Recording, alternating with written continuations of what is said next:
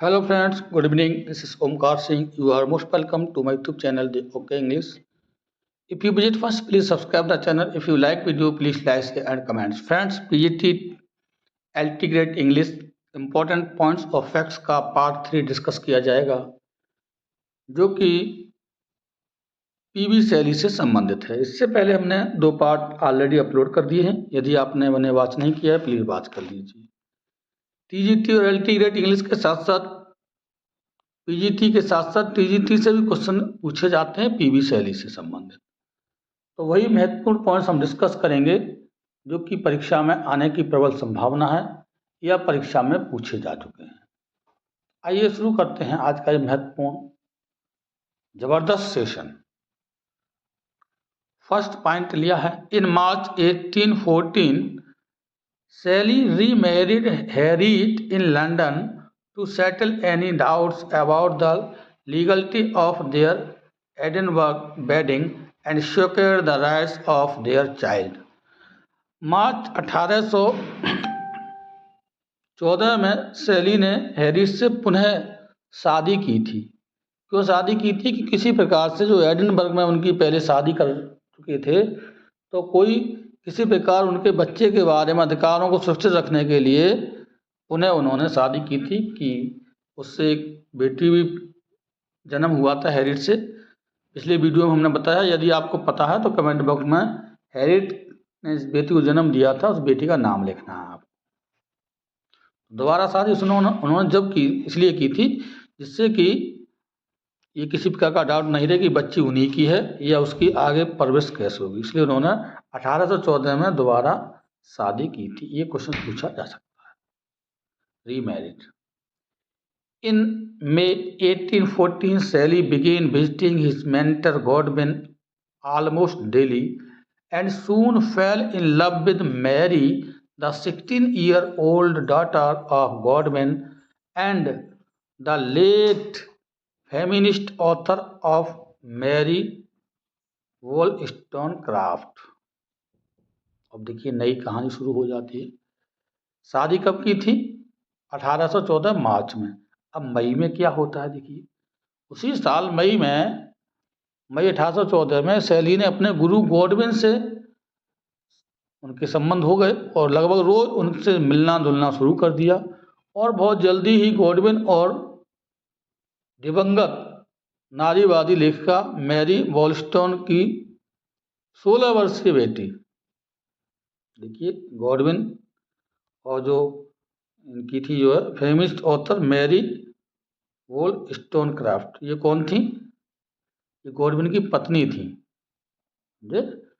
तो उनकी जो बेटी थी जिसका उम्र थी 16-year-old डॉटर ऑफ गॉडविन, जिनका नाम था मैरी गॉडविन भी इनको हम कह सकते हैं। उनसे क्या हो गया? उनका अफेयर शुरू हो गया। किसका? शैली का। तो यहाँ से क्वेश्चन बन जाते हैं कि शैली का अफेयर कब शुरू हुआ था? मई 2014 में मैरी से। मैरी के पिता का नाम क्या था? गॉडविन। और मैरी की माँ का नाम मैरी वोलस्टोनक्राफ्ट, जो कौन थी? फेमिनिस्ट ऑथर भी हुआ करती थी। और जब शैली का अफेयर हुआ था मैरी से तो उसकी कितनी उम्र थी? 16 वर्ष की, महज 16 ईयर्स ओल्ड थी। कौन थी? ये उनकी मेंटर अर्थात गुरु गॉडविन की बेटी थी। अगला है, Shelley and Mary eloped to Europe on 28 July taking Mary's step sister Clairmont with them. अब उसी 15 मई में उनसे जो है प्रेम हुआ और 28 जुलाई को मैरी को यूरोप भगा करके वो ले गए थे, जहाँ मैरी की सौतेली बहन क्लेयरमोंट को भी साथ ले गए थे। अब पूछा जाता है कि जुलाई में जब वो अपने एलोप करके गए थे, भागे थे, तो उनके साथ में कौन था? तो मैरी की स्टेप सिस्टर सौतेली बहन थी क्लेयरमोंट। मौलिक हु वाज क्लेयरमोंट, तो ये step sister of Mary. In February 1815 Mary gave premature birth to a baby girl who died 10 days later, deepening her depression। और फरवरी 1815 में प्री मैच्योर बर्थ, मैरी ने समय से पहले एक बच्ची को जन्म दिया जो 10 दिन बाद ही मर गई थी, जिसने उसका अवसाद और गहरा हो गया, मतलब उससे और ज़्यादा डिप्रेशन में आ गए। In August Shelley and Mary move to Bishopsgate where Shelley work on Alastor. देखिए अलास्टर में काम शुरू किया था उन्होंने अगस्त 1814 में काम करना शुरू किया। A long poem in blank verse, कैसी अलास्टर, एक लॉन्ग पोएम है ब्लैंक वर्स में, based on the myth of Narcissus and Echo, जो कि मतलब उसी साल अगस्त में, तो जुलाई में वहाँ से उनकी बच्चे को जन्म दिया था, दिया था जन्म फरवरी में, सॉरी, और 1815 को उसी समय वो लोग वहाँ से बिशपगेट चले गए थे और जहाँ सैली ने अलास्टर पर काम करना शुरू किया था। अलास्टर क्या है, ये लॉन्ग पोएम है ब्लैंक वर्स में लिखी गई है, जो कि किस पर आधारित है, myth of Narcissus and Echo, जो कि नार्सिसस और इको के मिथक पर आधारित एक लंबी कविता है। नेक्स्ट वन देखते हैं। Alastor was published in an edition of 250 in early 1816 to poor sales and largely unfavorable reviews from the conservative press। अब कहा गया कि अलास्टर 1816 की शुरुआत में 250 के 250 के संस्करण में प्रकाशित हुई थी, लेकिन इसकी बिक्री बहुत कम रही और रूढ़वार्ता प्रेस ने काफ़ी हद तक इसे प्रतिकूल समीक्षा मिली। On 24th of January 1816, Mary gave birth to William Shelley. देखिए ये इंपॉर्टेंट पॉइंट है, मैरी ने विलियम सैली को कब जन्म दिया, तो 24 जनवरी 1816 को जन्म दिया था। पहला बच्चा तो मर गया था उनका। Shelley was delighted to have another son, ये कौन था, बेटा था, but was suffering from the strain of prolonged financial negotiations with his father Harriet and William Godwin। मतलब 24 जनवरी 1816 को मैरी ने विलियम सैली को जन्म दिया। सैली को एक और बेटा होने से खुशी थी, लेकिन वह अपने पिता हैरिट और विलियम गॉडविन के साथ लंबे समय तक वित्तीय बातचीत के तनाव से काफ़ी पीड़ित थी।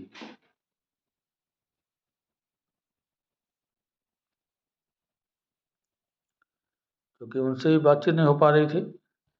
Sally admired Byron's poetry and had sent him Queen Maeve and other poems।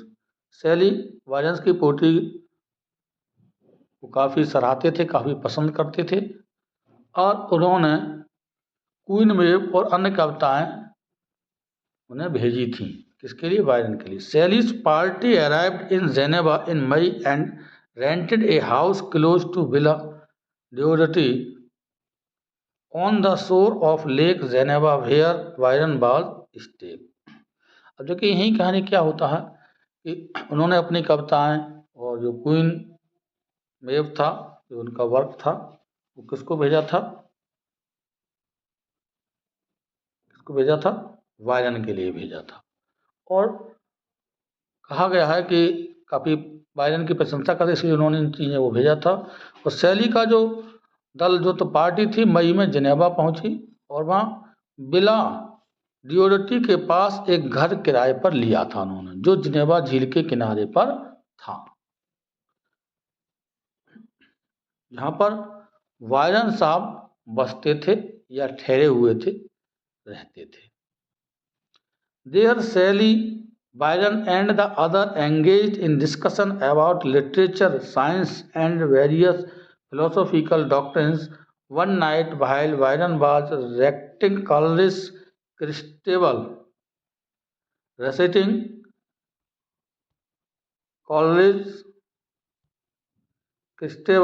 Sally suffered a severe panic attack with hallucinations. The previous night Mary had had a more productive vision और nightmare विच inspired हर novel Frankenstein. अब देखिए यहाँ भी क्या होता है friends, वहाँ शैली, बायरन और अन्य लोग काफ़ी वहाँ रहते थे, चूँकि बायरन साहब रहते तो वहीं जाकर शैली पहुँचे थे, उनकी पार्टी पहुँची थी, सभी ग्रुप पहुँचा था। तो उनके कॉलेज के जो है बायरन कॉलेज के जो क्रिस्टाबेल का पाठ कर रहे थे, तभी शैली की मति भ्रम के साथ एक गंभीर आतंक का दौरा पड़ा। मतलब उनकी मति भ्रम हो गई और उन पर एक तरह का दौरा पड़ा, और पिछली ही रात मैरी को अधिक अत्यधिक दृष्टि या दुआसपन भी आया था, जिसने उनके उपन्यास फ्रैंकेनस्टीन को प्रेरित किया था। मतलब उन्हें जो उनका जो मैरी का जो उपन्यास था उसका नाम था फ्रैंकेनस्टाइन। यहाँ से क्वेश्चन बनता है, नॉवेल था उनका, किसका था फ्रैंकेनस्टाइन? ये मैरी का था, मैरी गॉडविल भी कह सकते हैं। तो इसे लिखने के लिए उन्हें प्रेरित किया था। Shelley and Byron then took a boating tour around Lake Geneva, which inspired Shelley to write him to intellectual beauty, his first substantial poem since Alaska। क्योंकि उन्हें थोड़ा सा धक्का लगा था, तो मूड फ्रेश करने के लिए शैली और बायरन ने फिर झील जिनेवा के चारों ओर एक नौका विहार का दौरा किया, जिससे उनको शांति मिली, जिससे शैली को हिमन या हिम टू इंटेलेक्चुअल ब्यूटी लिखने के लिए प्रेरित किया, जो अलास्टर के बाद उनकी पहली महत्वपूर्ण कविता थी। कब लिखा था उन्होंने? दौरा करते समय उनके दिमाग थोड़ा रिलैक्स मिला, तो हिम टू इंटेलेक्चुअल ब्यूटी ये उनका लेख था, जो अलास्टर के बाद। In January 1817, Claire gave birth to a daughter by Byron, whom she named Alva, but later renamed Allegra in accordance with Byron's wishes। अब देखिए क्लेयर कौन थी? अब आपको पता पड़ा क्लेयर कौन थी? मैरी की सौतेली बहन थी। जब बायरन साहब वहाँ नज़दीक रहते थे, सब वहाँ पूरी पार्टी साथ रहते थे, उनकी बहन भी थी साथ में, तो बायरन साहब के भी उनसे संबंध हो गए, आना जाना लगा रहता। तो बायरन से क्लेरी ने एक बेटी को जन्म दिया, जिसका नाम रखा था अल्वा, और जो बाद में जिसका नाम एलेग्रा रख दिया गया था। तो who was Alva, who was Allegra, Allegra का सेकंड नाम क्या? अल्वा। इस तरह क्वेश्चन पूछा जा सकता है, जो कि किसकी पुत्री थी? क्लेयर की। और क्लेयर किसके द्वारा? बायरन के द्वारा। मतलब 1817 में क्लेयर ने बायरन से एक बेटी को जन्म दिया, जिसका नाम उन्होंने अल्वा रखा, लेकिन बाद में बायरन की इच्छा के अनुसार उसका नाम बदलकर एलेग्रा रख दिया। तो एलेग्रा नाम क्यों रखा था? बायरन की इच्छा थी कि इस तरह का नाम बने एलेग्रा, पहले नाम उसका अल्वा था। तो यहाँ से क्वेश्चन पूछा जाएगा, हु वाज अल्वा? तो Alva was the daughter of Byron and Claire, और उसका नाम बाद में क्या रखा गया था? उसका नाम एलेग्रा रखा गया था। फ्रेंड्स, आज के लिए इतना ही था। नेक्स्ट वीडियो में मिलते हैं, मुलाकात होती है। Thanks for watching this video.